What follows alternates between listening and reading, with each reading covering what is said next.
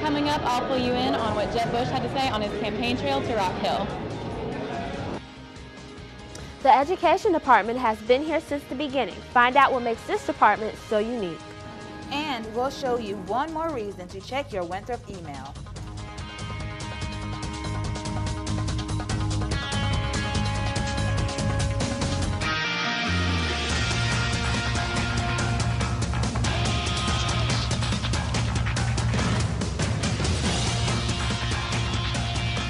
Welcome to Winthrop Close Up. I'm Janae Reese.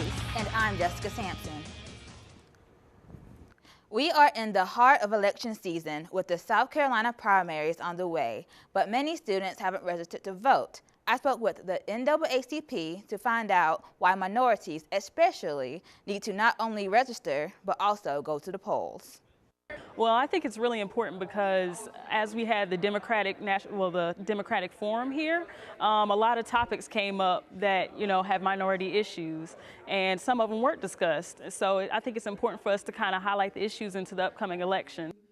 Issues such as the mass incarceration of minorities and the corrupt system that may be slipping money under the table to candidates. But a lot of these individuals are getting money from these corporations to fund their campaigns and their lifestyles. And if they're doing this, that means that they are actively seeking to keep people oppressed and in jail in order to keep money in their pockets.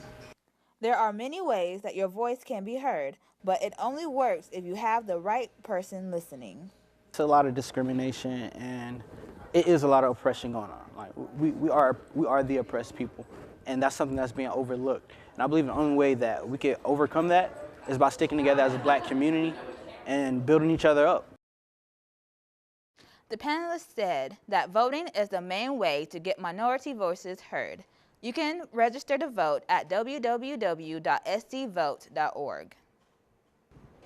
Rock Hill has been in the political spotlight this fall, and last week was no exception. Michaela Dunbar was there to see what Jeb Bush had to say in his most recent visit.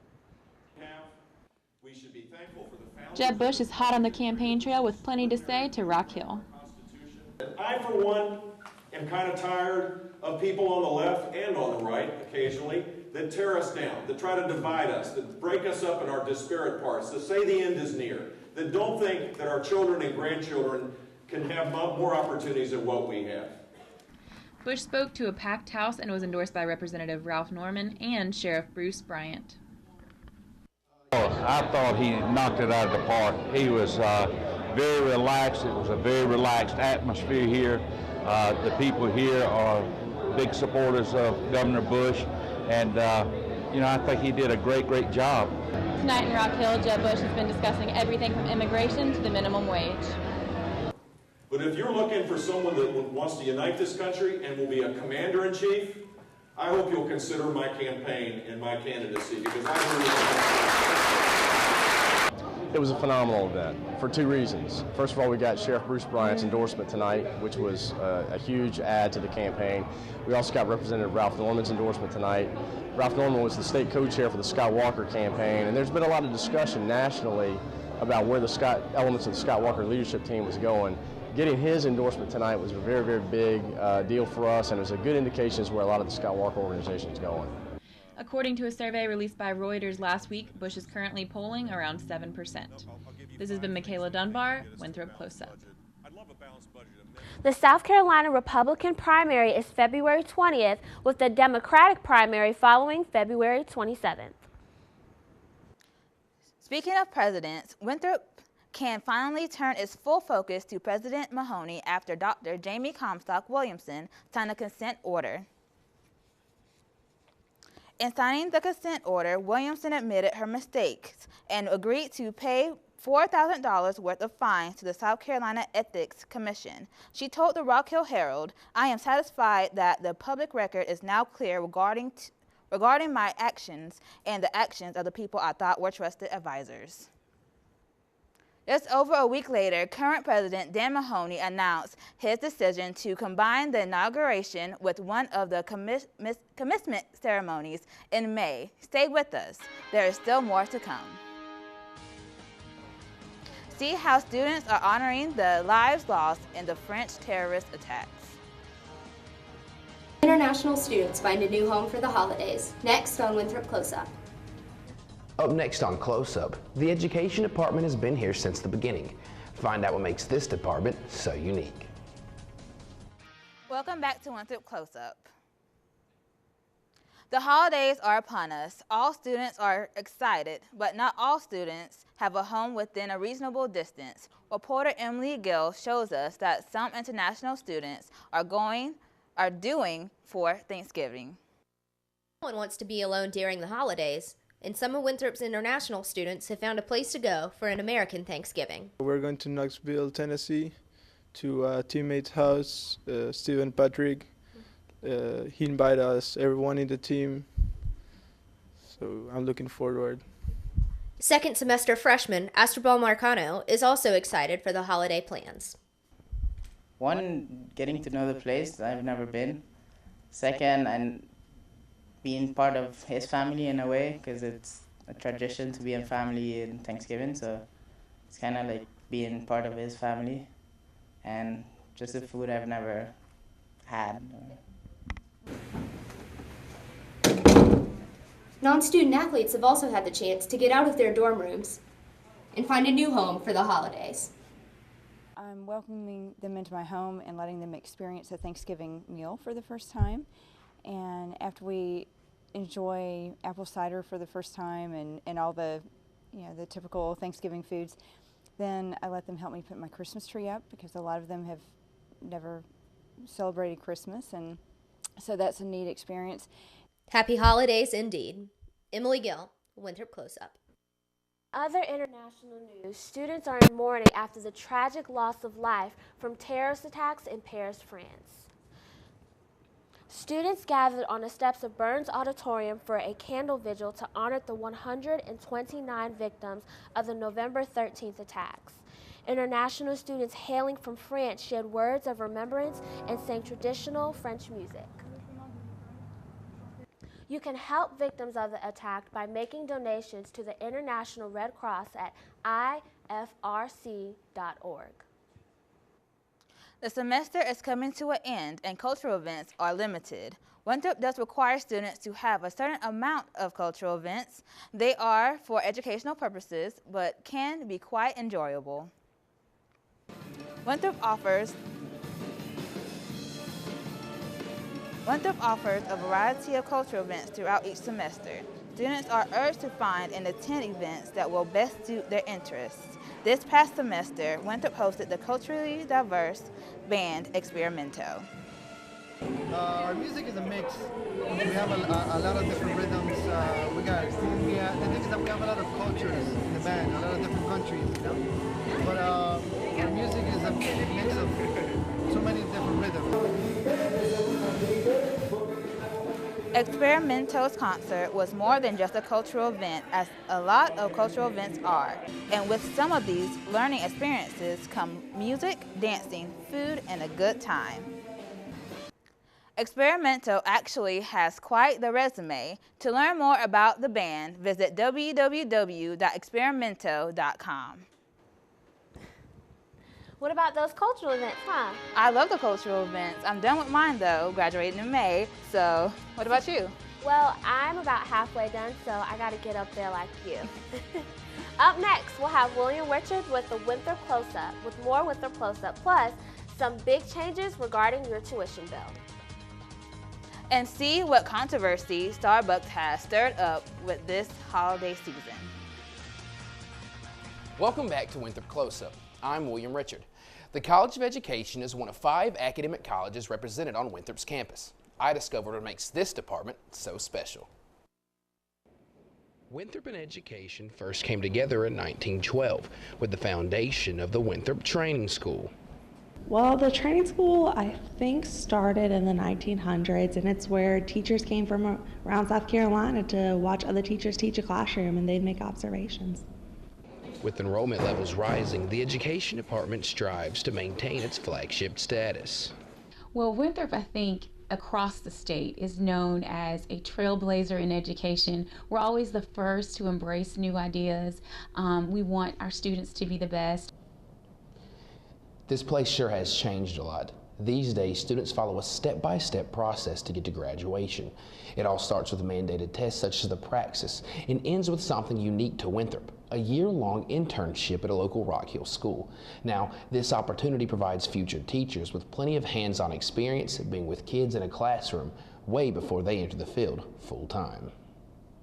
As they're learning content and methods of how to be a teacher, they're able to apply it in classrooms with teachers. So they're not only learning in our classrooms, they're learning in the P-12 classrooms in the school districts around us in this partnership network. The department has changed over the years, but the goals remain the same, to build the next generation of educators. Winthrop Close Up.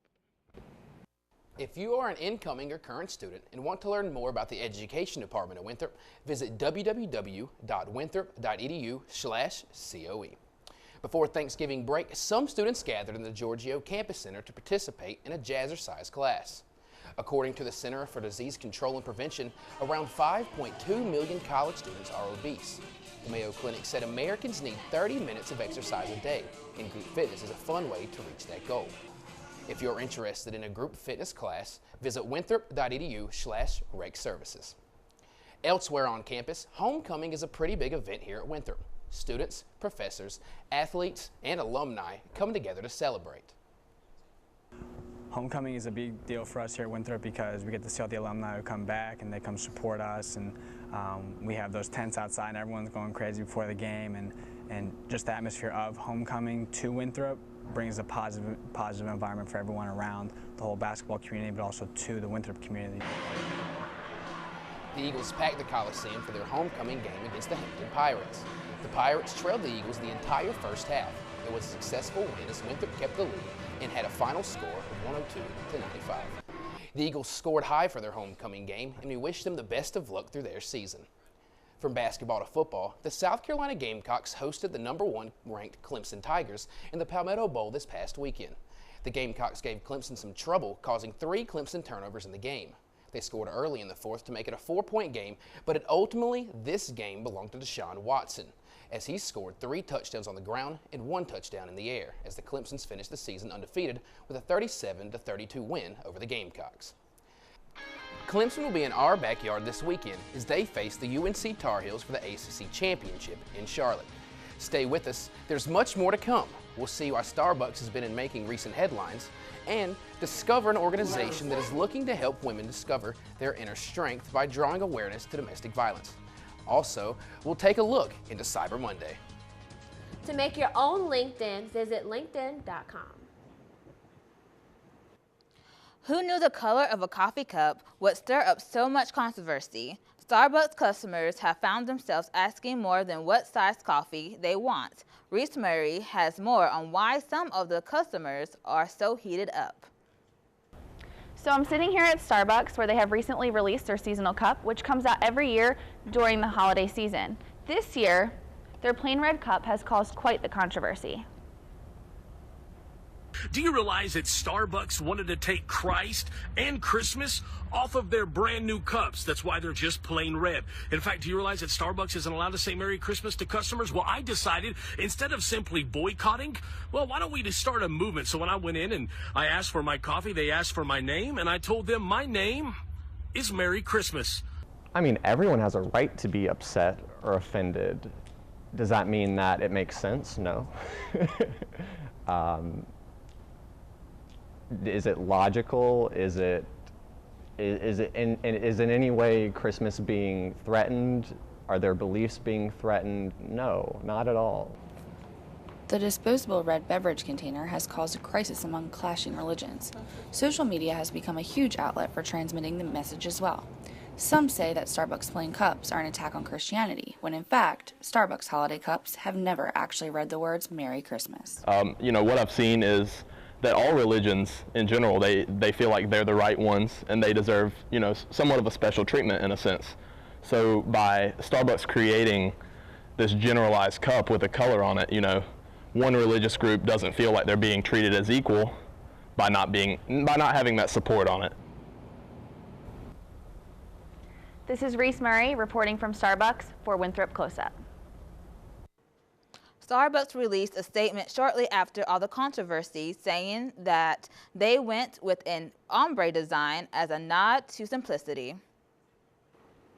In other news, last year, South Carolina had the highest rate of domestic violence deaths in the United States. Peekaboo Pretty Girls is an organization that wants to change that and other issues women face by drawing awareness through programming on various college campuses and the community. Well, the purpose of the event today, like I said, we were based around fashion and beauty, and like I said, with a message of self-love and acceptance. Domestic violence is a serious issue that women face, and a lot of women that are encountering those type of violence and issues, usually your self-esteem ends up going down. Peekaboo Pretty Girls has been making a difference since 2012, and they will continue to increase their efforts to draw awareness of domestic violence. To find out more about their future events, you can follow them on Instagram at Peekaboo Pretty Girl. Students will be missing something from their mailboxes over the holidays. Student Financial Services announced an official switch to electronic billing, or e-bills. Students' Spring 2016 bills will now be sent to their Winthrop email address. This allows students to receive their bills sooner and save printing and postage costs.